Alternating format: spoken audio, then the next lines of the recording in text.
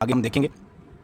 तो देखिए सबसे पहले जो हम पढ़ेंगे वो पढ़ेंगे वीरचंद के बारे में, इंपॉर्टेंट राजाओं के बारे में पढ़ेंगे, ठीक है, कि उन्होंने क्या किया, किस तरीके का उनका जो है वो काम रहा। और मैंने कोशिश की है कि एक माइंड मैप के थ्रू जो है वो आपको समझाने की कोशिश करूं। अब यहां पर ये देख रहे होंगे आपको जो कलरफुल है, ये सबसे इंपॉर्टेंट पॉइंट है जो कि एग्जाम में पूछे जाते हैं। जो ब्लैक में है वो भी इंपॉर्टेंट है, बट आपको एक तरीके से उनको स्किप कर सकते हो, बट ये आपको कलरफुल वाले बिल्कुल भी स्किप नहीं करने हैं, ठीक है। तो सबसे पहले बात करते हैं वीरचंद के बारे में। देखिए वीरचंद के बारे में बात करें उससे पहले थोड़ा सा आपको यहां पर जाना पड़ेगा। एक राजा था हरिहर चंद्र, ठीक है, बुंदेलखंडी बोलते थे इसको। इसके जो हैं वो 4 पुत्र थे। वीरचंद था, गंभीर चंद था, कबीर चंद था और सुबीर चंद था। इसके 4 पुत्र थे। किसके? हरिहर चंद्र के। एक स्टोरी मैं आपको सुना रहा हूं, ध्यान से सुनिएगा। अब इन्होंने क्या किया, इन्होंने डिसाइड किया, मतलब 5, वैसे तो 5 पुत्र थे, ठीक है। तो एक पुत्र को, मतलब ये आपको याद रखने की जरूरत नहीं है कि इसके कितने पुत्र थे, कौन कौन से नाम थे। ये सिर्फ मैं आपको एक ये वाला आप पूरी चीज समझ जाए, इसका बैकग्राउंड समझा रहा हूं। तो यहां पर क्या था कि इसके 5 पुत्र थे। अपने एक पुत्र को ये राज्य देकर जो है अपने 4 पुत्रों के साथ जो है वो ज्वालामुखी के दर्शन करने के लिए चल पड़ा। अब ज्वालामुखी के दर्शन करने के लिए निकल गया, तो वहां पर क्या हुआ कि जो आपका कांगड़ा का राजा था, उन्होंने इसका स्वागत किया, अच्छे से स्वागत किया, और उसके बाद जो है अच्छा खासा आदर सत्कार हुआ, वहां पर रहने लगे। तो फिर जो ये आपके हरिहर चंद के सैनिक थे और कांगड़ा के जो सैनिक थे, उनके बीच में जो है वो हर रोज खेल चलता था, ठीक है, जो आपका फ्रेंडली एक मैच होता है, जैसे आप लोग खेल लेते हो क्रिकेट वगैरह। अब इसमें होता क्या था कि हरिहर चंद के सैनिक जो है वो कांगड़ा के सैनिकों को हमेशा ही हराते थे। अब इससे अब रोज रोज हारते रहोगे तो ऑब्वियस सी बात है कि आपको भी गुस्सा आएगा। तो भाई कांगड़ा के राजा ने कुछ ना कुछ चालाकी करी, और उसमें क्या हुआ कि जो हरिहर चंद्र का सुबीर चंद्र पुत्र था, ठीक है, वो मारा गया खेल में। अब जब एक बंदा मर गया किसी साइड से, तो फिर ऑब्वियस सी बात थी कि लड़ाई होना लाजमी बात थी। तो ऐसे में क्या हुआ कि पूरा यहाँ पर युद्ध छिड़ गया, और युद्ध में जो है वो हरिहर भी मारा गया, कांगड़ा का राजा भी मारा गया, और सुबीर चंद तो चलो पहले से ही मारा गया था। अब बचे 3 बंदे। तो कबीर चंद जो था वो कुमाऊं की तरफ निकल गया, वहां पर अपना राज्य बसा लिया, ठीक है। गंभीर चंद जो था वो हिमता की तरफ निकल गया, वहां पर अपना राज्य बसा लिया। अब बारी आई वीर चंद की, तो ये सतलुज के किनारे जो है वो बस गया। अब आपको पता है बिलासपुर की सबसे इंपॉर्टेंट रिवर कौन सी है? सतलुज, ठीक है। और ये जो है वो सतलुज के किनारे बस गया, तो इसके बारे में ही हम जो है वो यहां पर रीड करेंगे। तो आपको एक बैकग्राउंड समझ आ गया कि वीर चंद जो है वो आया कहां से था, ठीक है। तो सबसे पहला पॉइंट ये याद रखिएगा, वीर चंद जो है वो बुंदेलखंडी था। ये डायरेक्टली कई बार क्वेश्चन आ जाता है।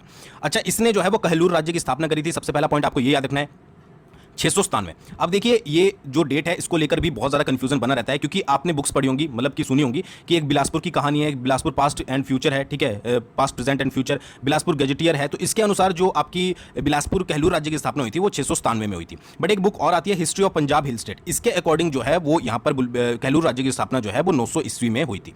तो ये अगर आपसे क्वेश्चन पूछा जाएगा कि अगर तो डायरेक्टली आ जाए कि किस ईस्वी में हुई थी, तो फिर तो आप 697 लगा देना। बट अगर आपका बुक का नेम लेकर आए कि भाई history of Punjab hill states के अकॉर्डिंग जो है वो आपकी कहलूर राज्य की स्थापना कब हुई थी, तो वो आप लगाओगे 900 ईस्वी में। और अगर इन बुक्स का नाम आता है तो आप लगाओगे 697। अब इकट्ठे तो कोई देगा नहीं, इकट्ठे में तो आप फिर कोई भी टिक कर दीजिए, दोनों ही जो है वो सही होंगे। तो ये चीज़ आपने जो है वो याद रखनी है। अलग अलग बुक्स में जो है वो आपको अलग अलग देखने को जो है वो मिलेगा। अच्छा, फिर क्या है कि इसने अपनी राजधानी जो है वो नैना देवी को बनाया, ठीक है। नैना देवी आपने सुना होगा, ठीक है। और इसने नैना देवी का मंदिर भी बनाया था। बोला जाता है कि नैना देवी का मंदिर जो है वो इसने नैना गुज्जर, एक गुज्जर था, उसने बोला राजा के पास आकर कि मेरी बकरी जो है वो एक शिला के ऊपर दूध देती है बार बार। जब उस शिला को हटाया गया तो उसके नीचे से जो है वो एक मूर्ति निकली, तो वहीं पर जो है वो नैना देवी का मंदिर बनाया गया था, और उस धार का नाम नैना देवी धार रखा था, जिसको हमने बिलासपुर की ज्योग्राफी में डिस्कस किया था, ठीक है। तो वहीं पर इसने जो है वो अपनी राजधानी जो है वो क्रिएट करी। तो इतने पॉइंट जो है वो आपको सबसे पहले याद रखने हैं, ठीक है। कौन कौन से? कि एक तो कहलूर राज्य की स्थापना जो है वो इसने करी थी, कौन से सन में, मैंने आपको बता दिया। बुक्स के अकॉर्डिंग पूछा जाए तो आपने 697 और 900 जो है वो याद रखना है। दूसरी बात की राजधानी जो है वो इसने नैना देवी को बनाया सबसे पहले, ठीक है। और नैना देवी का मंदिर का निर्माण भी जो है वो इसने करवाया था, किसने? वीरचंद्र ने।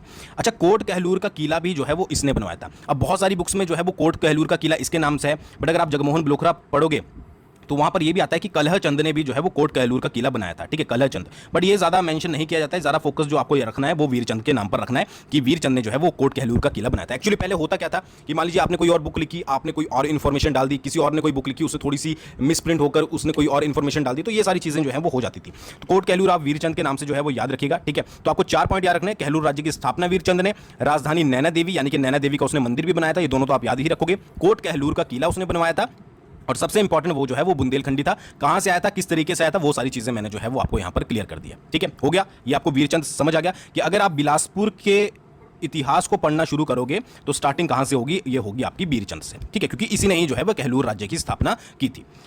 नेक्स्ट आता है आपका अजीत चंद, ठीक है। अजीत चंद के बारे में ज्यादा पॉइंट नहीं है। अजीत चंद ने क्या है कि हिंडूर राज्य की स्थापना जो है वो की थी। हिंडूर राज्य की इसने स्थापना करी, जिसको बाद में जो है वो नालागढ़ के नाम से जाना जाता है। तो कई बार क्वेश्चन आ जाता है कि नालागढ़ का पुराना नाम जो है वो क्या था, तो वो था आपका हिंडूर। और इसकी स्थापना किसने करी थी? इसकी स्थापना करी थी अजीत चंद ने। अच्छा, इसने स्थापना तो कर ली, बट इसने सोचा कि भाई मुझे अपने पास नहीं रखना है, तो इसका भाई था सुचेत चंद, जिसको इसने नालागढ़ को जो है वो दे दिया था, ठीक है। 3 पॉइंट याद अजीत चंद से अभी हो जाने चाहिए आपको कि हिंडूर राज्य की स्थापना करी, नालागढ़ जिसको आप जानते हो, ठीक है। उसके बाद इसने अपने भाई को उसको दे दिया गिफ्ट में, समझ लीजिए कि भाई तू रख, इस पर राज कर, जो करना इसका वो कर, ठीक है, आराम से इसको जो है वो चला के रख। तो ये चीज़ याद रखिएगा कि इसकी सबसे पहले स्थापना हुई, नालागढ़ की इसने स्थापना करी, उसके बाद उसे जो है वो अपने भाई सुचेत चंद को जो है वो दे दिया। ठीक है, बस 2 पॉइंट आपको जो है वो इसके बारे में याद रखने हैं। ठीक है, अजीत चंद हो गया और वीर चंद हमारा जो है वो क्लियर हो गया। अब आपको इसको पढ़ने की जरूरत नहीं पड़नी चाहिए, तभी पढ़ें जब आपको रिवीजन की जरूरत हो। वीर चंद के बारे में हमने इतनी चीजें देख ली और उसके बाद अजीत चंद के बारे में भी हमने इतनी चीजें देख ली कि अजीत चंद ने मेनली जो है वो क्या काम किए थे। नेक्स्ट आता है आपका मेघचंद। अच्छा, ये बहुत इंपॉर्टेंट है, मेघचंद से रिलेटेड क्वेश्चन बनते हैं। सबसे इंपॉर्टेंट बात क्या है कि एक तो ये अत्याचारी शासक था, सारी प्रजा जो है वो इससे नाराज थी। ठीक है, मतलब इसके काम ही इतने ज़्यादा उल्टे थे, निष्ठुर था, अत्याचारी था। ठीक है, मतलब प्रजा के साथ जो है वो इसकी कभी बनती नहीं थी, बिगड़ के रहती थी। ठीक है, तो इसमें हुआ क्या कि इस चीज़ का फायदा उठाते देख, ठीक है, तो रूढ़ों ने जो है वो कहलूर पर चढ़ाई कर दी थी। तो इसके समय ये जो आपका मेघचंद का उस समय शासन था, जिस समय जो है वो रूढ़ों ने कहलूर पर जो है वो चढ़ाई करी थी। चढ़ाई का मतलब है आक्रमण किया था। अच्छा, ये तो हुआ ही, साथ में ये भी हुआ कि जनता भी इसके ऊपर दबाव डाल रही थी कि भाई तू ये राज्य छोड़ दे, हम तेरे से खुश नहीं है, बिल्कुल भी तेरी हरकतों से खुश नहीं है, तू जो करता है उससे खुश नहीं है, तो ऐसा कर, तू ये राज्य छोड़कर चल जाए।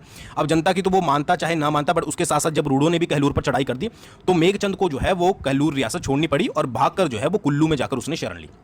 मतलब कि बिलासपुर से भागकर जो है वो कुल्लू में चला गया। ठीक है, तो ये जो है वो पूरा प्रोसेस हुआ था। सबसे पहले किसके साथ? मेघचंद के साथ, कि भाई अत्याचारी था, प्रजा ऑलरेडी परेशान थी, अब प्रजा दबाव बना ही रही थी कि भाई तू यहां से निकल, भाग जा। उसके साथ साथ रूढ़ों ने भी कहलूर पर आक्रमण कर दिया, तो दोनों सिचुएशन वो हैंडल कर नहीं पाया। तो इसके कारण क्या हुआ कि वो जो है वो भाग गया वहां से और कुल्लू में जाकर जो है वो शरण ले ली। अच्छा, अब इतनी आसानी से तो गद्दी छोड़ने वाला नहीं था, तो उसका एक भाई था मलदरोल। ठीक है, क्या नाम था? मलदरोल। मलदरोल जो है वो बहुत ज्यादा चतुर था, तो उसने क्या किया कि जो उस समय इल्तुतमिश था उसके वो दरबार में गया और उसको प्रसन्न करके उसके साथ मतलब जो उसकी सेना थी वो अपने साथ लेकर आ गया। अब इसी सेना से उसने जो है वो दोबारा जो है वो बहुत सारी तिकड़मक किए, ठीक है, युद्ध भी किए, ठीक है, और मेघचंद को जो है वो उसकी गद्दी वापस दिलाई। ठीक है, और उसको फिर बाद में जो है वो मंत्री बनाया गया, मलदरोल को। तो ये हिस्ट्री थी आपकी पूरी, जो कि क्या पूछा जाता है कि किसकी सहायता से जो है वो मेघचंद ने अपनी गद्दी दोबारा प्राप्त करी थी, तो वो था आपका इल्तुतमिश। ठीक है, इल्तुतमिश की सहायता से उसने अपनी गद्दी प्राप्त की। बट इसके पीछे की जो स्टोरी थी वो ये थी कि उसका एक चचेरा भाई था मलदरोल, जिसका ये पूरा काम था। ठीक है, अगर वो खुद में इतना कैपेबल होता मेघचंद तो वो कुल्लू में ना भागता।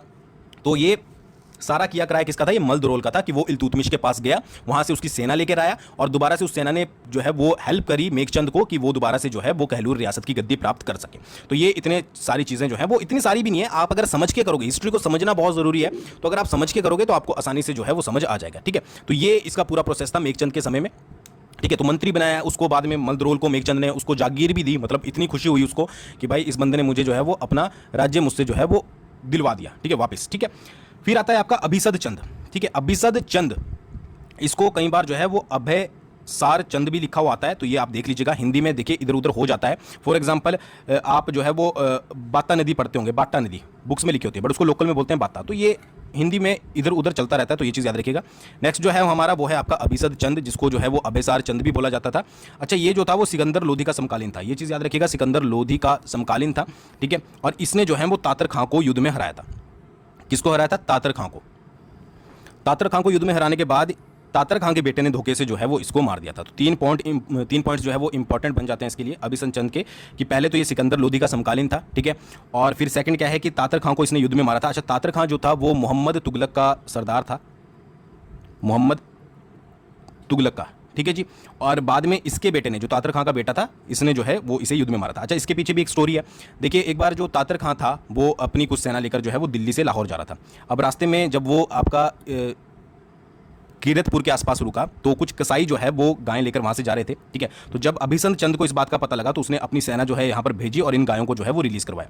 अच्छा, जब तातर खान ने ये सब देखा तो उसे लगा कि ये राजा जो है वो थोड़ा बहुत रिच होगा, तो उसने क्या करा, जो कहलूर रियासत थी उसे जो है वो चारों तरफ से घेर लिया। ठीक है, अब ये कहलूर रियासत को जो है वो डिस्ट्रॉय करने में असफल रहा, मतलब कि उसका घेर तो लिया, मुख्य दीवार उसकी तोड़ नहीं पाया, तो एक ये जो है वो हाथी लेकर आया, हाथी से जो है वो उसका दरवाजा तोड़ने की कोशिश करी। पर जब अभिसंत चंद को इस बात का पता लगा तो उसने हाथी की सूंड जो है वो अपनी तलवार से एक बारी में जो है वो कट कर दी और उसके साथ साथ जो है वो तातर खां को भी एक ही वार में मार दिया। ठीक है, तो ये उस समय मारा गया था। फिर इसके बेटे को जब इस बात का पता लगा तो उसने धोखे से राजा के साथ जो है वो संधि करने के लिए उसे बुलाया। ठीक है, वो मतलब कि बिना उसके हथियार के किसी भी तरीके के, और उसके बाद जो है वो उसे मार दिया। तो धोखे से मारा था। ठीक है, बट ये इंपॉर्टेंट बन जाता है कि सिकंदर लोधी का समकालीन था और मोहम्मद तुगलक का जो यहाँ पर सरदार था, ठीक है, जिसका नाम तातर खां था, उसे भी युद्ध में जो है वो मारा था। तो इतने 3 पॉइंट जो है वो इसके बारे में याद रखने हैं। ठीक है, नेक्स्ट है संपूर्ण चंद। संपूर्ण चंद जो रानी थी संपूर्ण चंद की, वो कांगड़ा के राजा की जो है वो बहन थी और इसका जो भाई था वो था रतन चंद। ठीक है, तो जो इसकी रानी थी कांगड़ा के राजा की बहन थी, तो जो कांगड़ा का राजा था, ठीक है, वो क्या करता था कि जो संपूर्ण चंद के पास कांगड़ा के एरिया थे, ठीक है, जो ठटवाल था, महल मौर्यों का था, तो वो चाहता था कि वो उसके इलाके जो है वो वापस लौटा दे उसे। ठीक है भाई, मेरी जो है वो बहन से शादी हुई है, तो मुझे जो है वो पुराने इलाके मुझे वापस मिल जाए। अब यहाँ पर जो है वो रानी थी, उसका भी प्रेशर जो है वो संपूर्ण चंद पर पड़ता था, उधर से कांगड़ा का राजा भी जो है वो प्रेशर देता था संपूर्ण चंद के ऊपर। बट इसका जो भाई रतन चंद था वो थोड़ा सा तेज था।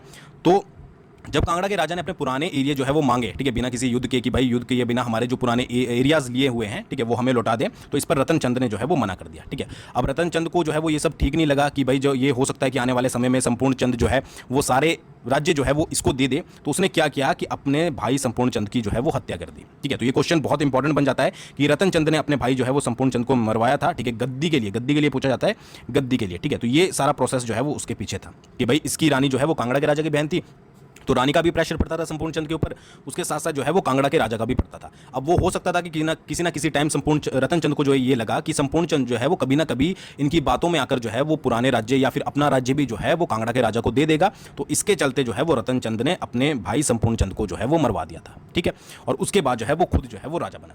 अच्छा, जब रतन चंद जो है वो राजा बना तो ऑब्वियसली बात थी कि कांगड़ा तो उस पर आक्रमण करेगा ही, क्योंकि उसकी बहन के पति को जो है वो उसने मारा था। तो इसके समय में जो है वो कांगड़ा ने कहलूर पर आक्रमण कर दिया। ठीक है, बट रतन चंद जो था वो इतना भी कमजोर नहीं था, तो कांगड़ा के राजा को जो है वो हार का मुंह देखना पड़ा। अब इसका सबसे बड़ा रीजन था क्या था कि बहनोई के मारे जाने पर जो है वो नाराज था कि बहन के पति को मारा था, तो उसने जो है वो ये सोचकर कांगड़ा ने जो है वो कहलूर पर आक्रमण किया था। बट हुआ क्या नतीजा ये हुआ कि वो हार गया।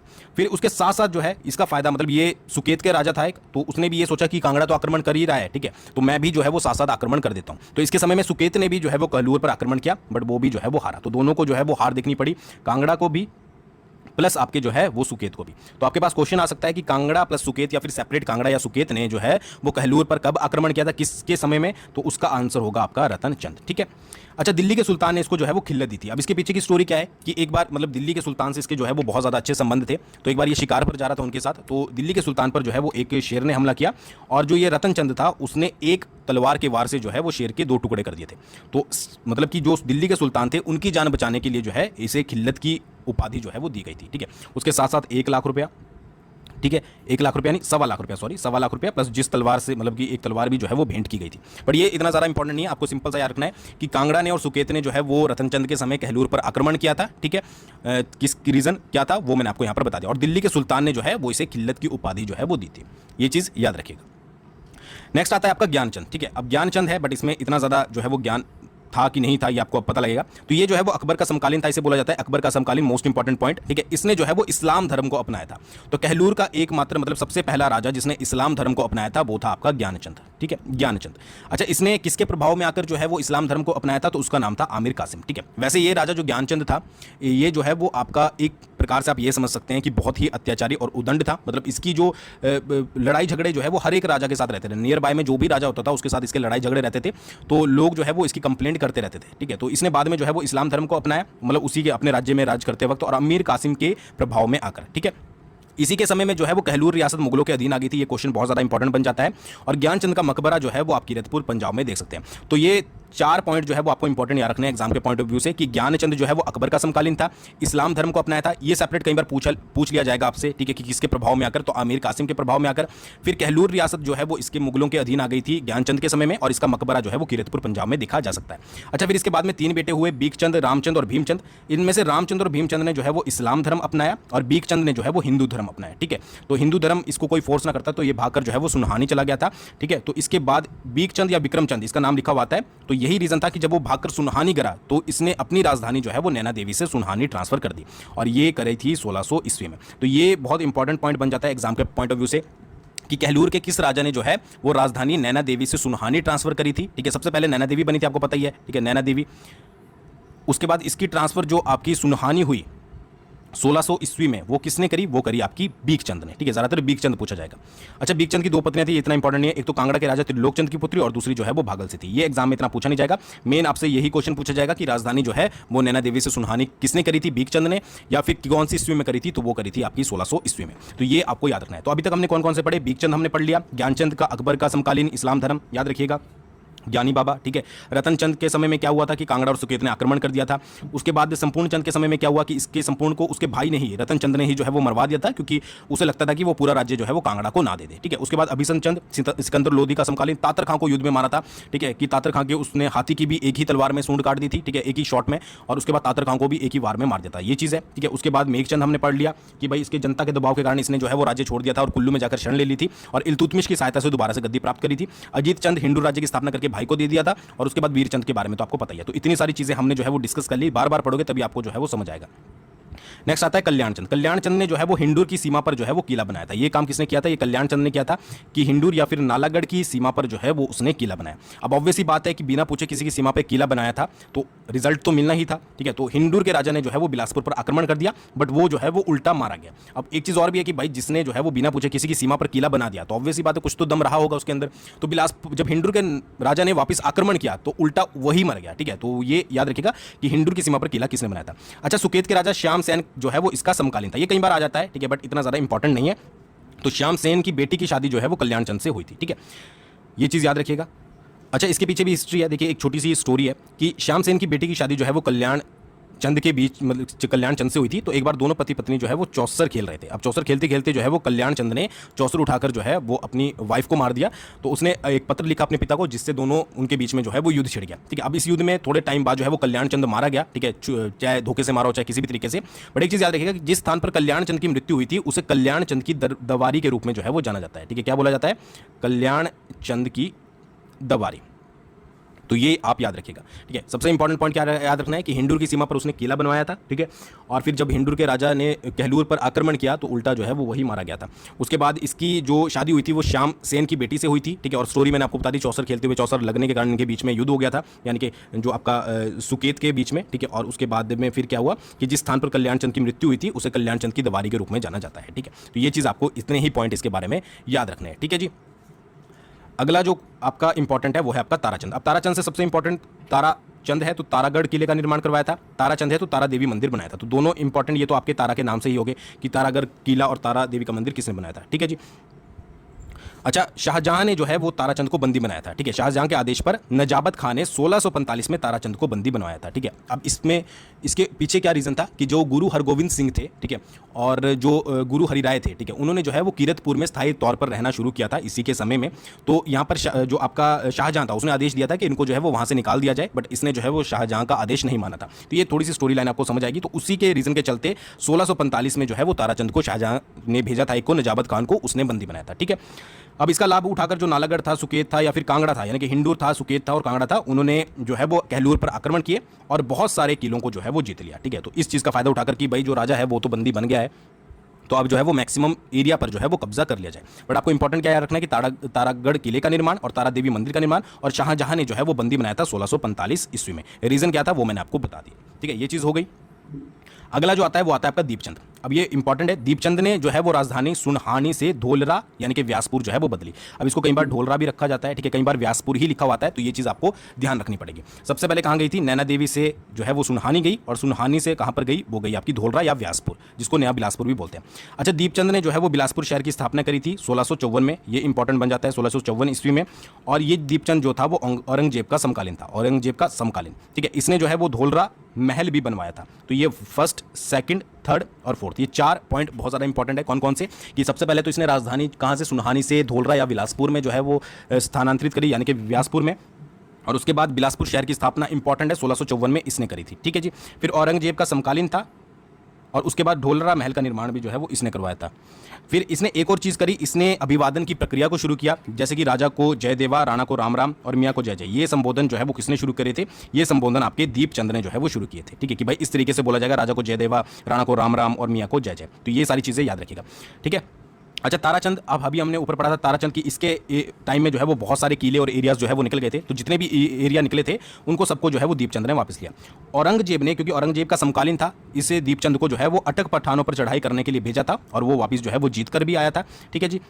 बट एट द लास्ट हुआ क्या कि कांगड़ा के राजा चंद्रभान ने उसे खाने में जहर देकर जो है वो मरवा दिया था। अब जितना ज़्यादा कोई फेमस होगा उतने ज़्यादा रिस्क बढ़ेंगे, तो कांगड़ा के राजा था चंद्रभान, उसने जो है वो खाने में जहर देकर उसको मरवा दिया था। तो ये पूरी स्टोरी जो थी वो दीपचंद की थी कि सबसे पहले तो उसने राजधानी बदली, एक नया शहर बसाया, ठीक है। औरंगजेब का समकालीन था तो उसकी नज़रों में भी अच्छा हो गया था क्योंकि उसने अटक पठानों पर हमला करके जो है वो जीत हासिल करी थी। एक धोलरा महल भी बनाया था, जो आपका संबोधन थे नए नए वो भी शुरू किए थे। तो इन सबका रिजल्ट क्या निकला कि कांगड़ा के राजा ने चंद्रभान ने उसे जहर देकर जो है वो मरवा दिया था। तो ये पूरा जो है वो यहाँ पर हुआ था दीपचंद के साथ, ठीक है।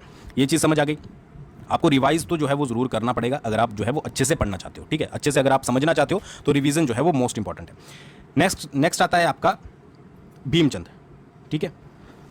तो ये वाली लाइन तो है नहीं, ठीक है। तो भीमचंद के समय में जो है वो गुरु गोविंद सिंह जी ने बिलासपुर की यात्रा करी थी 1682 में, ठीक है। तो क्वेश्चन डायरेक्टली आ सकता है कि जो आपके गुरु गोविंद सिंह जी थे उन्होंने बिलासपुर की यात्रा या कहलूर की यात्रा कौन से सन में करी थी, कौन से ईयर में, तो 1682 में। या किसके समय में करी थी, तो भीमचंद के समय में। अच्छा, इसका जो है वो गुरु गोविंद सिंह जी के साथ जो है वो युद्ध हुआ था जिसे भंगाणी साहिब का युद्ध बोलते हैं, ठीक है। 1686 में गुरु गोविंद सिंह और भीमचंद के बीच में, और भीमचंद जो है वो इसमें हारा था। इसके बाद एक दो युद्ध और हुए जिसके बाद 1701 में जो है वो इनमें शांति संधि हो गई थी। तो ये इंपॉर्टेंट पूछा जाता है कि भंगाणी साहिब का युद्ध कब हुआ था, तो 1686 में।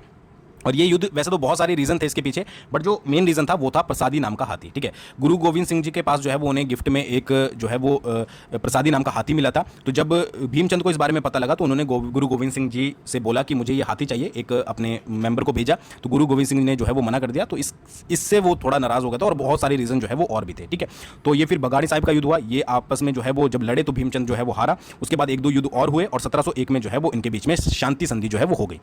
अच्छा, इसके बाद दोनों ने मिलकर जो है वो 1687 में नादौन में मुगलों की सेना को जो है वो हराया था। कब हराया था, 1687 में। ये पॉइंट भी आप जो है वो याद रख सकते हैं। तो भीमचंद के समय के इंपॉर्टेंट पॉइंट कौन कौन से बन गए कि गुरु गोविंद सिंह जी ने बिलासपुर की यात्रा करी थी 1682 में। फिर भंगाणी साहिब का युद्ध हुआ 1686 में गुरु गोविंद सिंह जी और भीमचंद के बीच में, जिसमें भीमचंद हारा। उसके बाद एक दो युद्ध और हुए, 1701 में शांति संधि होगी। फिर दोनों ने मिलकर जो है वो 1687 में नादौन में मुगलों की सेना को जो है वो पराजित किया, ठीक है जी। प्रसादी नाम का हाथी था जिसके पीछे जो है वो ज्यादा खेल ये खेला जा रहा था। तो ये चीज याद रखिएगा। नेक्स्ट है आपका अजमेर चंद। अजमेर चंद ने जो है वो सिरमौर पर चढ़ाई करी थी, ठीक है। अब यहाँ पर दो पुस्तकों, बिलासपुर की कहानी पुस्तक आपने सुनी होगी और एक history of Punjab hill state book सुनी होगी। इन दोनों के अकॉर्डिंग जो है वो अलग अलग स्टेटमेंट आती है।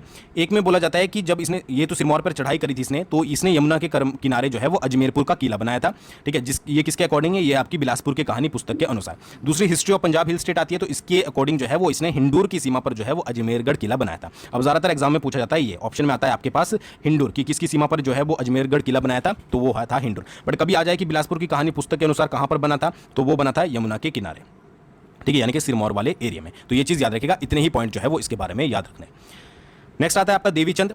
देवीचंद जो है वो नादिर शाह का समकालीन था, ठीक है, और नादिर शाह ने उसे जो है वो बंदी बनाया था। तो दो पॉइंट जो है वो बहुत ज्यादा इंपॉर्टेंट हो जाते हैं कि भाई जो नादिर शाह का एक तो समकालीन था, और समकालीन से मतलब समझ लीजिए कि एक ही टाइम पीरियड पर जो है वो शासन कर रहे हैं। ये दिल्ली में कर रहे हैं, ये आपके जो है वो अपने एरिया में कर रहे हैं। तो उसने जो है वो बंदी बनाया था। अच्छा, देवीचंद ने भीमई कोट का किला जो है वो बनाया था। ये इंपॉर्टेंट है, भीमई कोट का किला किसने बनाया था, देवीचंद ने। अच्छा, उसने रामगढ़ का किला जो है वो हिंदूर के राजा विजय चंद को जो है वो दिया था। तो ये चार पॉइंट जो है वो इसके बारे में याद रखने हैं। इनकी क्या स्टोरी है, किस तरीके से, ये ज़्यादा जानने की जरूरत नहीं है। तो सबसे पहले तो नादिर शाह का समकालीन था, दूसरा नादिर शाह ने उसे जो है वो बंदी बनाया था, तीसरा उसने भीमई कोट का जो है वो किला बनाया था, और चौथा क्या है कि रामगढ़ का किला जो था उसने हिंदूर के राजा विजय चंद को दे दिया था, ठीक है जी। अच्छा, देवीचंद के समय में जो राणे होते थे या फिर ठाकुर होते थे, और जो कहलूर को जो खिराज जाता था वो नगदी ना होकर उपहार होता था, यानी कि गिफ्ट होता था। तो देवीचंद ने इसे नगदी के रूप में वसूल करने की प्रथा चलाई थी। ये आप थोड़ा बहुत याद रखिएगा अगर कभी एग्जाम में आपको दिख जाता है, ठीक है, कि जो खिराज लेते थे यानी कि कर टाइप का लेते थे, वो क्या होता था, पहले गिफ्ट होता था जो भी राणा और ठाकुर देते थे। तो उसने बोला भाई गिफ्ट की हमें जरूरत नहीं है, तो हमें तो नगदी ही चाहिए। तो उसने क्या कर दिया कि कैश में से जो है वो ट्रांसफर कर दिया। तो ये चीज याद रखिए, बाकी ये पॉइंट तो आपके इंपॉर्टेंट है ही है देवीचंद के टाइम के पीरियड के, ठीक है जी। नेक्स्ट आता है आपका महानचंद, ठीक है। महानचंद से ज्यादा क्वेश्चन पूछे जाते हैं, ये चीज याद रखिएगा। एक तो इसने सबसे ज्यादा वर्षों तक शासन किया, लगभग 46 वर्षों तक इसने जो है वो शासन किया। अब 46 वर्षों तक शासन किया, इसका मतलब ये नहीं कि बहुत ज्यादा ताकतवर या ये आपका बहुत हीरो टाइप का जो है वो राजा था। ये एक प्रकार का कमजोर और आलसी शासक था, ठीक है। तो बहुत सारे वर्षों तक इसने शासन किया। अच्छा, इसके समय में सबसे इंपॉर्टेंट चीज क्या हुई कि इसके समय में कांगड़ा के राजा संसार चंद ने कहलूर पर आक्रमण किया, हमला किया और छातीपुर किले का निर्माण किया झंझियार धार पर। अब ये मैंने आपको बताया था झंझिया जो हमने धार पढ़ी थी कि ये झंझियार धार पर छातीपुर किला जो है वो आपका संसार चंद ने बनाया था। संसार चंद ने इसलिए बनाया कि भाई हमने कहलूर की छाती पर जो है वो किला बनाया, तो उसके लिए एक प्राइड मूवमेंट था कि इसलिए उसने छातीपुर इसको जो है वो नाम दिया, ठीक है। तो किसने बनाया था, संसार चंद ने। अब इस बात से जब गुस्सा आया महानचंद को, ठीक है, तो खुद तो अपना आप कमजोर था, ठीक है, आलसी भी था, तो उसने क्या किया कि 1803 में अमर सिंह थापा को जो है वो मदद के लिए बुलाया, ठीक है, गोरखा कमांडर था अमर सिंह थापा, उसको बुलाया किसकी सहायता से, शिवदेव राय की सहायता से, ठीक है, इसको बोला गया शिवदेव राय को कि भाई तू जो है वो अमर सिंह थापा को आमंत्रित कर लड़ने के लिए, क्योंकि हम तो खुद कमजोर हैं, आलसी हैं, हम जो है वो खुद नहीं लड़ेंगे। तो अमर सिंह थापा आया, उसने संसार चंद को 1806 में महल मोरियो नामक स्थान पर जो है वो हराया। दोनों के बीच में युद्ध हुआ, महानचंद प्लस गोरखा कमांडर अमर सिंह थापा, जिसमें जो है वो संसार चंद हारा, ठीक है। तो ये इंपॉर्टेंट आपने याद रखें। पर अमर सिंह थापा को थोड़ा सा बहुत जो है वो अपने ऊपर थोड़ा सा घमंड हो गया कि भाई अब मुझे तो कोई नहीं हरा सकता, बट ये जो है वो घमंड टूटा कब, जब ब्रिटिश जनरल डेविड ऑक्टरलोनी ने रतनपुर किले में अमर सिंह थापा को हराया, ठीक है, और उसके बाद 1815 में ब्रिटिश कब्जे में जो है वो आपकी कहलूर रियासत आ गई। इससे पहले 1803 से लेकर 1814 तक जो है वो गोरखों के अधीन रही, यानी कि 1803 में जब आमंत्रित किया गया तो उन्होंने जो है वो कहलूर को अपने अंडर ही ले लिया कि ये हमारे अंडर रहेगी, और 1814 तक जब तक आपका डेविड जो आपका ऑक्टरलोनी था उसने हराया नहीं रतनपुर किले में, ये मैंने आपको धारो वाले में भी बताया था, तब तक जो है ये गोरखों के अधीन रही, ठीक है। एक और पॉइंट याद रखिएगा कि 1819 में देसा सिंह मजेठिया ने जो है वो संसार चंद की सहायता से कहलूर पर आक्रमण किया था, ठीक है। तो इसके बारे में ज्यादा डिटेल और नहीं दी गई है, बट याद रखिएगा 1819 देसा सिंह मजेठिया किसकी सहायता से, संसार चंद की सहायता से, क्योंकि संसार चंद जिंदा ही था, उसे मारा नहीं गया था, ठीक है, हारा था, इसका मतलब ये नहीं मर गया था, तो उसके फिर भी थोड़ा बहुत उसने जो है हेल्प दूसरों की करी। तो महानचंद के बारे में क्या याद रखोगे कि एक तो सबसे ज्यादा वर्षों तक शासन, उसके बाद सबसे इंपॉर्टेंट है कि इसके समय में संसार चंद ने कांगड़ा पर आक्रमण किया और एक किले का निर्माण किया जिसको बोलते हैं छातेपुर किला झंझियार धार पर, ठीक है। उसके बाद इसको हराने के लिए महानचंद ने गोरखा अमर सिंह थापा को बुलाया, ठीक है, उसने इसे महल मोरियो नामक स्थान पर हराया, और उसके बाद अमर सिंह थापा को रतनपुर किले को बेस बनाकर जो है वो डेविड ऑक्टरलोनी ने हराया, ठीक है, ये चीज याद रखिएगा। 1803 से लेकर 1814 तक जो है वो गोरखों के अंडर रही आपकी कहलूर रियासत, और 1815 के बाद जो है वो आपका किसका आ गया था, ब्रिटिश के कब्जे में जो है वो ये आ गई थी, ठीक है। और 1819 में देसा सिंह मजेठिया ने जो है वो संसार चंद की सहायता से कहलूर पर आक्रमण किया था। इससे बाहर से आपसे क्वेश्चन नहीं पूछे जाएंगे, ठीक है। नेक्स्ट आता है आपका खड़कचंद। खड़कचंद जो है वो इसका टाइम पीरियड था उसको जो है वो कहलूर का काला युग बोला जाता है, कि सबसे बुरा युग कौन सा था भाई, खड़कचंद के टाइम का, ठीक है। चेचक के रोग से ये वैसे अंबाला गया होता और वहाँ पर चेचक का रोग जो है वो फैला हुआ था, तो वहीं से इसको ये रोग लगा और थोड़े टाइम बाद जो है वो इसकी चेचक से जो है वो मृत्यु हो गई थी। तो इतना ज़्यादा इंपॉर्टेंट इससे पूछा नहीं जाता। हाँ, ये पूछा जाता है कि यह राजा जो है वो निसंतान मर गया था और उसके बाद इसके उत्तराधिकारी के लिए जो है वो थोड़े ज़्यादा इशू क्रिएट होने शुरू हो गए थे कि कौन उत्तराधिकारी बनेगा, ठीक है।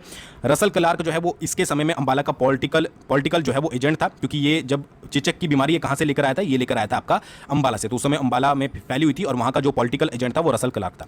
अच्छा, इसके समय में दो प्रसिद्ध यूरोपीय यात्री कहलूर आए थे। सबसे पहले बैरन हैगल जो कि एक जर्मन था 1835 में, जीटीवी ने एक ब्रिटिशर्स था, अंग्रेजी समझ लीजिए, 1835 में आया, उसके बाद 1839 में। तो ये इंपॉर्टेंट बन जाते हैं, ये आपको याद रखने, ठीक है। बाकी ये एक मात्र ऐसा राजा था जो निसंतान मर गया था और उसके बाद बहुत सारे जो है वो युद्ध हुए, ठीक है। मियाँ जंगी को जो है वो फिर रियासत जो है वो सौंपी गई थी। ये क्वेश्चन भी कई बार पूछा जाता है, तो ये चीज़ याद रखिएगा। 3-4, एक तो काला युग बोला जाता है, चेचक की रोग से मृत्यु हुई थी, दो प्रसिद्ध यूरोपीय यात्री आए थे, बैरन हैगल और जीटीवी ने, और उसके बाद ये निसंतान जो है वो मर गया था, ठीक है। नेक्स्ट आता है जगत चंद के बारे में सिर्फ एक पॉइंट याद रखना है कि इसकी मृत्यु जो है वो वृंदावन में होती है। कई बार क्वेश्चन आ जाता है कि कौन सा राजा था कहलूर का जिसकी मृत्यु जो है वो वृंदावन में हुई थी, तो वो था आपका जगत चंद। बाकी इससे रिलेटेड कुछ भी आपको जो है वो रीड नहीं करना है। अगला जो है वो है आपका हीराचंद। अच्छा, हीराचंद को बोला जाता है कहलूर का स्वर्णकाल युग, ठीक है, यानी कि हीराचंद का जो टाइम पीरियड था, ठीक है, वो खड़गचंद से अपोजिट था, कि इसका जो टाइम पीरियड रहा है वो स्वर्णकाल, गोल्डन एज एक तरीके से आप बोल सकते हैं वो रही है, ठीक है। इसने क्या किया कि मियाँ भंगी की सहायता से, जो आपका एक्चुअली क्या हुआ था कि खड़गचंद की कोई भी संतान नहीं थी, तो उसकी रानियां जो थी वो सारा खजाना लेकर अपने अपने घर चली गई थी, तो पूरा सरकारी खजाना यानी कि राज्य का खजाना खाली हो गया था। तो मियाँ भंगी की सहायता से इसने सबसे पहले क्या किया कि राज्य के खजाने को भरा, अब चाहे वो टैक्सेस के थ्रू भरा हो चाहे किसी भी तरीके से, ठीक है। उसके साथ साथ क्या करा कि 1857 के स्वतंत्रता संग्राम में 500 से अधिक सैनिक जो है वो भेजकर अंग्रेजों की मदद करी थी।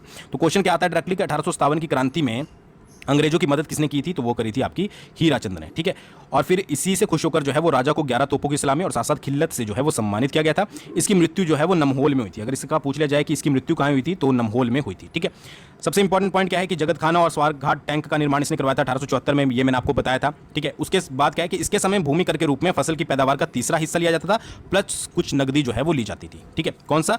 फसल की पैदावार का तीसरा हिस्सा, ठीक है, थर्ड पार्ट, और कुछ नकदी जो है वो ली जाती थी ताकि और ज़्यादा बढ़ाया जा सके अपने खजाने को। तो ये सारी चीज़ें आपको याद रखनी है, स्पेशली 1857 वाला और जगत खाना और स्वार घाट टैंक वाला। और गोल्डन एज यानी कि स्वर्ण काल जो है वो हीराचंद के टाइम पीरियड को कहा जाता था। इतने ही पॉइंट आपको याद रखने हैं। नेक्स्ट आता है आपका अमरचंद, ठीक है। अमरचंद जो था इसके समय में बिलासपुर में ज़्यादातर आंदोलन ही हुए, जैसे आपका दुमह आंदोलन या फिर आपका झुग्गा आंदोलन, जिसमें किसान जो है वो आत्मदाह कर लेते थे। इनको हम आंदोलन वाले में कवर करेंगे, बट याद रखिएगा कि इसके समय में जो है वो आंदोलन की शुरुआत हुई थी अमरचंद के समय में, ठीक है। इसके समय में इसने क्या किया कि रियासत के अभिलेख जो है वो देवनागरिक, ये गलत हो गया, देवनागरिक लिपि में रखने के आदेश दिए और जितने भी सरकारी काम काज थे उनको हिंदी में करने के आदेश थे। ये टाइम है आपका 1885 का, ठीक है।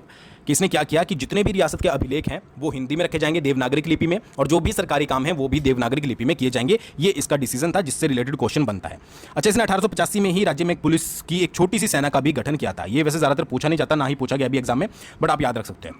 अच्छा, संस्कृत का बहुत बड़ा ज्ञाता था, ठीक है, ठीक है, तो इसको कला प्रेमी भी बोला जाता है, और इसने रोगियों के इलाज के लिए जो है वो एक अस्पताल भी खोला था। तो इंपॉर्टेंट क्या याद रखना है कि एक तो सबसे पहले आंदोलन अगर आपसे कभी पूछ ले जाए तो उसकी शुरुआत हुई थी अमरचंद के टाइम से, कि इसका झुग्गा आंदोलन भी हुआ था और दुमा आंदोलन भी हुआ था। सबसे इंपॉर्टेंट दूसरी चीज़ क्या है कि रियासत के अभिलेख जो है वो हिंदी में रखे जाएंगे, यानी कि देवनागरी की लिपि में, और सरकारी कामकाज भी जो है वो हिंदी में किए जाएंगे, जबकि ये खुद जो है वो संस्कृत का बहुत बड़ा ज्ञाता था। ठीक है, तो ये सारी डिसीजन जो है वो अमरचंद ने लिए थे, ये चीज़ याद रखनी है। आगे है आपका विजय चंद। ठीक है, विजय चंद ने क्या है कि बिलासपुर में रंग महल का निर्माण करवाया था। ये इंपॉर्टेंट है, सबसे इंपॉर्टेंट। 1900 में जो है वो बिलासपुर में रंग महल का निर्माण किसने करवाया था? वो करवाया था आपका विजय चंद ने। ठीक है, उसके साथ साथ इसने क्या किया, बिलासपुर शहर में पानी की सप्लाई भी शुरू करी। प्रथम विश्व युद्ध में इसने अंग्रेजों का साथ दिया था, जिसके लिए इसको मेजर की मानक उपाधि दी गई। ठीक है, तो 1857 का अलग है और प्रथम विश्व युद्ध का अलग है, ये चीज़ याद रखिएगा। फिर क्या है कि इस राजा को जो है वो बिलासपुर रियासत से निर्वासित कर दिया गया था और बनारस में रहने का आदेश जो है वो दिया गया था। तो अगर आपसे क्वेश्चन आ जाए कि किस राजा को जो है वो बिलासपुर के निर्वासित कर बनारस में रहने का आदेश दिया गया था, तो वो था आपका विजय चंद्र। ठीक है, अच्छा, इस राजा ने जो है वो अपने राज्य को अंग्रेजी मॉडल पर चलाने की कोशिश करी, बट किसी का सहयोग ना मिलने के कारण जो है वो इसमें असफल रहा। मोस्ट इंपॉर्टेंट चीज़, बहादुरपुर को अपनी ग्रीष्मकालीन राजधानी बनाया था। मैंने बोला था आपको कि बहादुरपुर जो है वो किला है और वो जो है विजय चंद की ग्रीष्मकालीन राजधानी था। तो ये भी याद रखिएगा। क्या क्या याद रखना है? एक तो रंग महल का निर्माण, पानी की सप्लाई, प्रथम विश्व युद्ध में अंग्रेजों का साथ, ठीक है, बिलासपुर रियासत से निर्वासित होकर जो है वो बनारस में रहने का हुक्म मिला था, अपने राज्य को अंग्रेजी तरीके से चलाने की कोशिश करी बट उसमें असफल रहा, और ग्रीष्मकालीन राजधानी क्या थी? वो थी आपकी बहादुरपुर। ठीक है, फिर बात आती है आनंद चंद की। आनंद चंद जो है वो अंतिम शासक था बिलासपुर का, ठीक है, और महात्मा गांधी का शिष्य था। तो सबसे पहले अंतिम शासक, फिर महात्मा गांधी का शिष्य। अच्छा, ये जो आपका आनंद चंद था ये चाहता था कि बिलासपुर जो है वो एक स्वतंत्र राज्य बनकर रहे, यानी कि इसको किसी में मिक्स ना किया जाए, बट ऐसा हुआ नहीं। तो 1948 जब हिमाचल प्रदेश का गठन हुआ उस समय जो है ये ग श्रेणी का राज्य बना, यानी कि पार्ट सी का राज्य बना। उस समय भी इसकी कोशिश ये थी राजा की कि ये जो है वो स्वतंत्र रहे। प्रथम मुख्य आयुक्त कौन बने? आनंद चंद। फिर 1949 में सेकंड बनाए गए श्रीचंद छाबड़ा, बट इसके जो आपके काम थे वो सफल नहीं हो पाए, और 1 जुलाई 1954 को जो है वो हिमाचल प्रदेश का 5वां जिला जो है वो आपका बिलासपुर बन गया। 5th जो है वो आपका स्टेट मतलब कि डिस्ट्रिक्ट बना। ठीक है, तो ये चीज़। अच्छा, आनंद चंद की जो डेथ हुई थी वो लंदन में हुई थी, ये इंपॉर्टेंट है, याद रखिएगा, लंदन में। फिर यहाँ पर कुछ आनंद चंद से रिलेटेड इंपॉर्टेंट पॉइंट कि 1947 और 48 में जो है ये संविधान सभा के सदस्य रहे, 52 से 57 लोकसभा के सदस्य रहे, 67 से 70 राज्यसभा के सदस्य रहे, और 77 से 82 जो है वो प्रदेश विधानसभा के जो है वो सदस्य रहे। तो ये आप जो है वो याद रख सकते हैं। उसके अलावा ये इंपॉर्टेंट पॉइंट है, बिलासपुर का अंतिम शासक था और महात्मा गांधी का जो है वो शिष्य था। तो ये अंतिम शासक का मतलब है कि यहाँ पर जो है वो शासक आपके जो है वो खत्म हो चुके हैं। तो हमने आनंद चंद पढ़ लिए। ठीक है, एक बार क्विक जो है वो ऊपर चलेंगे, रिवीजन करेंगे। ठीक है, ताकि क्योंकि हिस्ट्री है भाई, हिस्ट्री इतनी जल्दी समझ नहीं आती है, तो आपकी दिमाग में एक बार दोबारा से जो है वो इंपॉर्टेंट पॉइंट आपको मैं भर देता हूँ। वीरचंद ने जो है वो शुरुआत करी थी कहलूर राज्य की स्थापना से, राजधानी बनाया नैना देवी को, और नैना देवी का मंदिर भी बनाया, कोट कहलूर का किला भी बनाया साथ में। ठीक है, किले की भी जरूरत थी, मंदिर की भी जरूरत थी, और बुंदेलखंडी था, ये चीज़ याद रखिएगा। नेक्स्ट अजीत चंद, इसने हिंदू राज्य की स्थापना करके अपने भाई को दे दिया। ठीक है, सुचेत चंद, और हिंदू को बोला जाता है अब नालागढ़। फिर मेघचंद आया जो कि अत्याचारी था, तो एक तो रूढ़ों ने इस पर चढ़ाई कर दी, ऊपर से जनता का प्रेशर भी था, तो इसने भागकर जो है वो कुल्लू में शरण ली। बट ये चुप नहीं बैठा, इसने क्या किया, इल्तुतमिश की सहायता से गद्दी को दोबारा प्राप्त किया। फिर आता है आपका अभिसर चंद, ये सिकंदर लोदी का समकालीन था, इसने तातर खां को युद्ध में मारा था। ठीक है, और बाद में तातर खां के बेटे ने धोखे से इसे मार दिया था, इसको कई बार अभिसार चंद भी लिखा हुआ आता है। फिर आता है आपका संपूर्ण चंद। संपूर्ण चंद की रानी जो है वो कांगड़ा के राजा की बहन थी, तो कांगड़ा के राजा प्लस इसकी पत्नी ने इस पर प्रेशर बनाया कि पुराने एरियाज जो है वो वापस देते। बट इसका भाई था रतन चंद, तो इसने सोचा कि भाई सारा जो राज्य उन्हीं को ना देते, तो इसने अपने भाई की जो है वो गद्दी के लिए हत्या करवा दी। तो ये चीज़ याद रखिएगा। फिर आता है रतनचंद। रतनचंद के समय मतलब वही जो आपका जिसने हत्या करवाई थी, तो कांगड़ा ने भी आक्रमण किया, सुकेत ने भी आक्रमण किया, दोनों मारे गए। ठीक है, दिल्ली के सुल्तान ने इसे खिल्लत दी थी क्योंकि इसने दिल्ली के सुल्तान की जान बचाई थी। ठीक है, तो ये चीज़ याद रखिएगा। नेक्स्ट आता है ज्ञानचंद, अकबर का समकालीन था, इस्लाम धर्म को अपनाया था। ठीक है, और इसी के समय में जो है वो कहलूर रियासत मुगलों के अधीन आई थी। अब इसका मकबरा आप कीरतपुर पंजाब में देख सकते हैं। 3 बेटे थे, बीकचंद, रामचंद, भीमचंद, जिसमें से बीकचंद ने जो है वो हिंदू धर्म को अपनाया था। बीकचंद के बारे में बात करें तो सबसे इंपॉर्टेंट पॉइंट क्या है कि नैना देवी से राजधानी जो है वो सुनहानी ट्रांसफर करी थी 1600 ईस्वी में। बाकी ज़्यादा कुछ आपको याद नहीं रखना है। फिर कल्याणचंद, हिंदूर की सीमा पर किला बनवाया। ठीक है, रिजल्ट क्या निकला कि हिंदूर के राजा ने आक्रमण कर दिया, बिलासपुर पर मारा गया। ठीक है, उसके बाद सुकेत के जो आपके राजा थे श्यामसेन, उसकी बेटी से इसकी शादी हुई थी। अब जिस स्थान पर ये मरा था, रीजन क्या था, चौसर वाला मैंने आपको बताया है, तो कल्याण चंद की दवारी के रूप में उसे जो है वो जाना जाता है। नेक्स्ट है ताराचंद, इसने तारागढ़ किले का निर्माण प्लस उसके साथ तारा देवी के मंदिर का निर्माण करवाया। शाहजहां के आदेश पर इसको जो है वो बंदी बनाया गया था। ठीक है, उसके बाद आता है दीपचंद, बिलासपुर शहर की स्थापना, सुनहानी से ट्रांसफर करी अपनी जो आपकी राजधानी थी वो धोलरा या व्यासपुर या बिलासपुर। औरंगजेब का समकालीन था, धोलरा महल बनाया, राजा को जयदेवा, राणा को राम राम, मियाँ को जय जय का संबोधन इसने शुरू किया। अटक पहाड़ पठानों पर भी जो है वो इसने चढ़ाई करी थी। भीमचंद की बात करें तो गुरु गोविंद सिंह जी के समय मतलब इसके समय बिलासपुर की यात्रा करी थी। बगानी साहिब का युद्ध जो है वो इंपॉर्टेंट है, जिसमें ये खुद हारा था। फिर संधि करने के बाद दोनों ने जो है वो 1687 में नादौन में मुगलों की सेना को जो है वो हराया था। ठीक है, नेक्स्ट है अजमेर चंद, सिरमौर पर मतलब कि अजमेरगढ़ किला बनाया था। दोनों मैंने आपको बता दिया क्या क्या किस किस बुक के अकॉर्डिंग जो है वो यहाँ पर बताया गया है। देवी चंद के बारे में बात करें तो नादिर शाह ने उसको बंदी बनाया था, फिर इसने रामगढ़ का किला दानी बन गया ये, फिर हिंदूर के राजा विजयचंद को दे दिया, भीमई कोट का किला भी जो है वो इसने ही बनवाया था, तो ये चीज़ याद रखिएगा। महान चंद के बारे में बात करें, महान नाम से ही महान था, वैसे तो कमज़ोर और आलसी था, तो इसके समय में जो है वो कांगड़ा के राजा ने जो है वो बिलासपुर पर आक्रमण करके छातीपुर किले का निर्माण किया झंझारधार पर। उसके बाद इसने गोरखा कमांडर को बुलाया, फिर उसने वहाँ महल बोरियो नामक स्थान पर उसे हराया, और अमर सिंह थापा खुद कहाँ पर हारा था, रतनपुर किले के पास। ठीक है, तो ये चीज़ याद रखिएगा।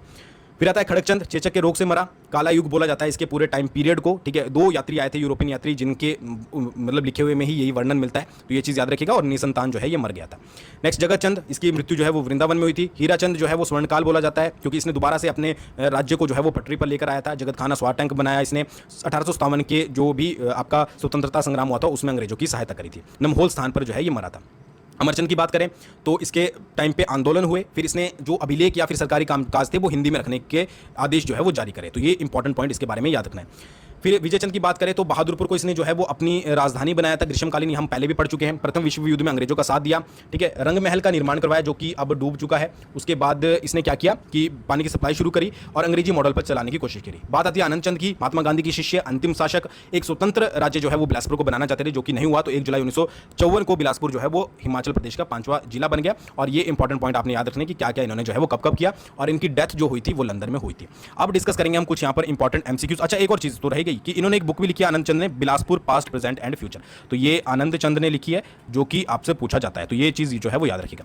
इसके बाद डिस्कस करते हैं कुछ एमसीक्यूज की कौन कौन से इंपॉर्टेंट एमसीक्यूज जो है वो बन सकते हैं। ठीक है, तो सबसे पहला क्वेश्चन है, कहलूर रियासत के किस राजा ने अपनी राजधानी सुनहानी से बिलासपुर बदली? 4 आपके पास ऑप्शन दिए गए हैं, तो ये प्रीवियस ईयर के ही क्वेश्चन है, सारे HPPSC के पूछे गए हैं, तो ये आप जरूर पढ़िएगा। तो इसका जो सही आंसर है वो है आपका दीपचंद। अभी ऊपर पढ़ के आए हैं, दीपचंद ने जो है वो अपनी सुनहानी से बिलासपुर बदली थी।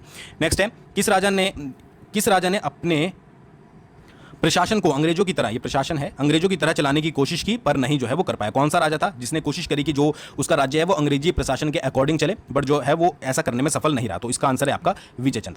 नेक्स्ट है, 1948 में भारतीय संघ में विलय के बाद बिलासपुर पार्ट सी का मुख्य आयुक्त कौन बना? तो वो बने थे आपके आनंद चंद। ठीक है, पहले आनंद चंद बने थे, उसके बाद बने थे आपके श्री चंद छाबड़ा 1949 में। तो ये आपका क्वेश्चन नायब तहसीलदार में जो है वो पूछा गया है। नेक्स्ट है, बिलासपुर रियासत में भूमि बंदोबस्त अभियान कब शुरू करवाया गया था? तो ये क्वेश्चन थोड़ा सेपरेट हो गया, क्योंकि एमसीक्यूज कई बार आ जाते हैं जो कि पूछे इस तरीके से पूछे जाते हैं। तो इसका आंसर है आपका 1930, ये आपका असिस्टेंट प्रोफेसर वगैरह में पूछा गया।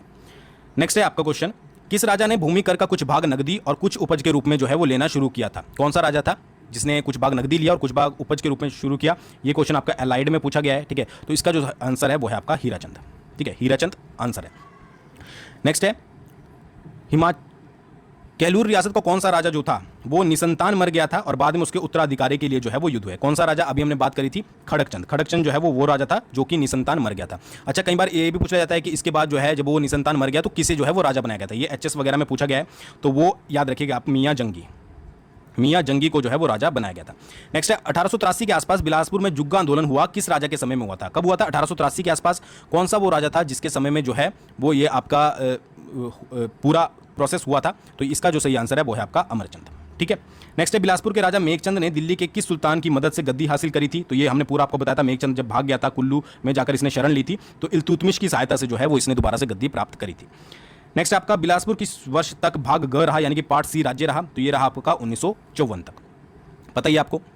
नेक्स्ट है आपका, बिलासपुर का कौन सा राजा नादिर शाह द्वारा बंदी बनाया गया था? कौन सा राजा था जिसको नादिर शाह ने बंदी बनाया था? नॉन मेडिकल टैट में पूछा गया है। ठीक है, TGT में पूछा गया है, तो इसका आंसर है आपका देवीचंद। देवीचंद को जो है वो नादिर शाह द्वारा बंदी बनाया गया था। अच्छा, बिलासपुर स्थानांतरण से पहले कहलूर रियासत की राजधानी क्या थी? यानी कि बिलासपुर राजधानी जब बनाई तो उससे पहले कहलूर की रियासत की राजधानी कौन सी थी? तो वो थी आपकी सुनहानी। सुनहानी से कहाँ गई थी? व्यासपुर, याद रखिएगा। कई बार इसको धोलरा भी आता है, कई बार बिलासपुर भी आता है, तो ये चीज़ याद रखिएगा, सुनहानी। नायब तहसीलदार में क्वेश्चन जो है वो पूछा गया। किसने कहलूर राज्य की स्थापना करी थी? तो बीरचंद ने जो है वो कहलूर राज्य की स्थापना करी थी। HP क्लर्क में पूछा गया है, और अलग अलग जो है वो दिया गया है, डेट मैंने आपको बता दिया किसके अकॉर्डिंग क्या है। नेक्स्ट है, बिलासपुर की किस राजा को प्रजा ने राज्य छोड़ने पर मजबूर कर दिया था उसके बर्ताव के कारण? अब ये क्वेश्चन देखिए, मैंने आपको बताया था, ये क्वेश्चन नायब तहसीलदार में पूछा गया। ठीक है, एक तो रूढ़ों ने उस पर आक्रमण किया था, दूसरा क्या था कि जनता का दबाव था, तो वो था आपका मेघचंद। बिलासपुर रियासत के अभिलेख किस वर्ष देवनागरी लिपि में रखे जाने लगे? तो ये बात है आपकी 1885 की। ठीक है, नेक्स्ट है, बिलासपुर स्थानांतरण से पहले कहलूर रियासत की राजधानी क्या थी? तो ये तो दोबारा से क्वेश्चन रिपीट हो गया, ये था आपकी सुनहानी। भारत की आज़ादी के समय बिलासपुर रियासत का शासक कौन था? तो वो था आपका आनंद चंद, यानी कि अंतिम शासक, गांधी का शिष्य। ठीक है, तो ये कुछ क्वेश्चन थे, ज़्यादा क्वेश्चन नहीं है। इस तरीके के क्वेश्चन आपके जो है वो कहीं से भी बन सकते हैं। बाकी मैंने आपको साथ साथ बता दिया कि किस किस तरीके के क्वेश्चन बन सकते हैं, ठीक है, कहाँ कहाँ से किस तरीके आ सकते हैं। ये आ सकता है कि रंग महल का निर्माण किसने करवाया था। आप देखिए जितने ज़्यादा क्वेश्चन बना सकते हैं उतने ज़्यादा बन सकते हैं, इसमें कुछ नहीं है। वो हम कभी सेपरेट जो है